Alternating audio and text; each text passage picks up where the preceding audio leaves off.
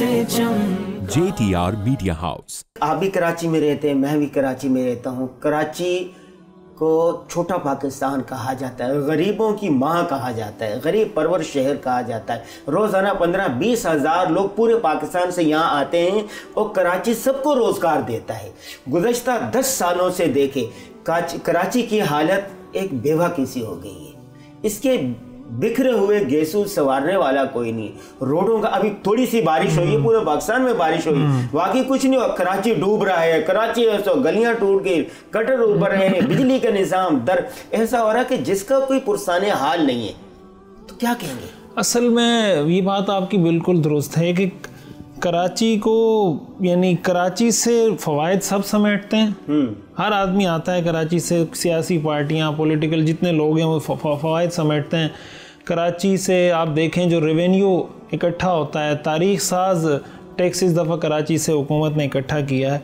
और हर लिहाज से जितनी यहाँ लोगों को जॉब मिलती हैं, जितनी लोगों को यहाँ काम करने के मौक़े मिलते हैं, जितना कराची के लोग सदक़ात में, चैरिटी में, खैर के कामों में आगे बढ़कर, दीनी कामों में, रिफाही कामों में आगे बढ़कर हिस्सा लेते हैं, तो हमें जो भी लोग मिले हैं ना, जिन्होंने कराची पर हुकूमत की, सिंध पर हुकूमत की, हकीकत ये है कि इन्होंने यानी बेड़ा गर्क करके रख दिया है कराची का।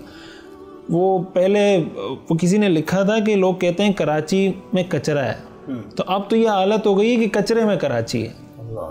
कराची में आप जहाँ जाएं गंदगी के आपको ढेर नजर आते हैं। हालांकि कराची को रोशनियों का शहर कहा जाता था।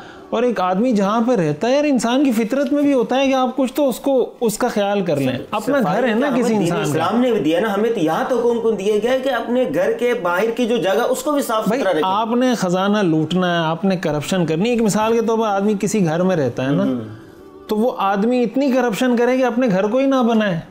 तो आदमी कोई भी उसको कहेगा, कोई अक्लमंद आदमी है, अपना घर तो बना लो, ठीक है, करो करप्शन भाई, तुम खाओ, एक होता है तो बनाओ। नहीं, एक होता है निखट्टू बेटा होता है, कोई कमा के नहीं लाता, एक कमाऊ पूत होता है। बिल्कुल, ये कराची तो इसके साथ जो रवैया रखा गया है शुरू से, और जिस तरह के हालात अब कराची में, अभी कल मैं खबर पढ़ रहा था कि कोई बाइक पे जा रहा था, फैमिली उसके साथ थी, वो कहीं समझ रहा था ये कोई कट है, वो पाएगी शादमान की तरफ, और वो नाला था, उसकी बाइक गिरी, उसकी एहलिया, उसका इंतकाल हो गया। 2-3 महीने की बच्ची थी, वो उसके अंदर डूब के उसका इंतकाल हो गया। एक बच्चा था, उसको ज़िंदा निकाल लिया। तो वो बेचारा खड़े होकर रो रहा है कि यार ये नाला बनवा दो, चलो मेरी बीवी गई, मेरी बच्ची गई, किसी और की बच्ची, किसी और की बीवी तो नहीं डूबेगी। ये हाल किया हुआ है कराची का यार।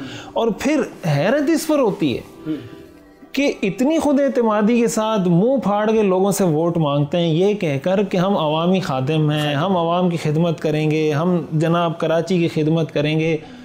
वो कहते हैं ना, कुछ शर्म होती है, कुछ हया होती है। शायद वो भी ऐसा लगता है रुखसत हो गई कि आप किस मुंह से, यानी कराची को आपने जिस हाल तक आपने पहुंचा दिया, और फिर आप दोबारा खड़े होकर कराची के लिए वोट मांग रहे हैं। तो ये कराची की आवाम की बुनियादी जिम्मेदारी है कि वो इस दफ़ा कोशिश करें, आपके घर में जिसका भी वोट है और आप समझते हैं आप, और ये कोई मुश्किल वो नहीं है कि आप में कराची में आप किसको वोट दें।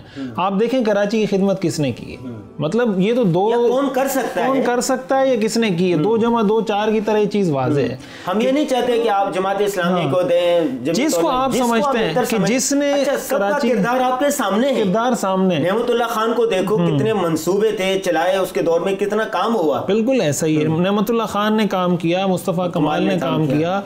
तो अब जो कराची में जितने मसाइल होते हैं, कराची के इश्यूज़ पे कौन आवाज़ उठाता है, कौन कराची के इश्यूज़ को समझता है, कौन इसके लिए बेहतर तरीके से काम कर सकता है।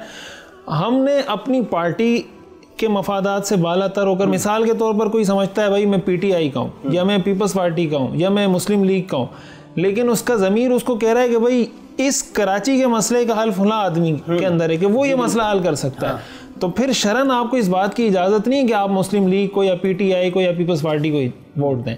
जब आपका ज़मीर आपको कह रहा है कि वो आदमी हल कर सकता है, तो फिर आप उसी आदमी को दें, वो किसी भी पार्टी का, चाहे आपकी अपनी पार्टी का हो या किसी दूसरी पार्टी का हो। अगर हम इसको वो बना लेते हैं तो कल को कम से कम हमें शिकवे का हक होगा कि यार हमने चलो अपनी कोशिश की थी, अपना वोट दिया था, कोशिश की थी, लोगों को निकाला था, लोगों को मोटिवेट किया था, लेकिन अगर हम ये भी नहीं करते और कल फिर हम पे कोई ऐसा आदमी मुसल्लत हो जाता है तो फिर तो हमें शिकवे का हक भी नहीं है। फिर हम क्यों शिकवा करें? जब वोट देने की बारी आई तो आपने वोट दिया नहीं, वोट के लिए आप घर से निकले नहीं, आपने कहा हमें वोट देने की ज़रूरत नहीं, वोट देने का फ़ायदा नहीं।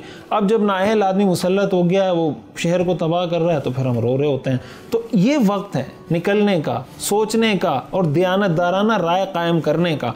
और अगर आप दयानतदाराना राय कायम करके किसी अहल आदमी को मुंतखब कर लेते हैं, जो उसकी खिदमत होंगी हम सब के लिए सदका जारी होंगी। JTR Media House।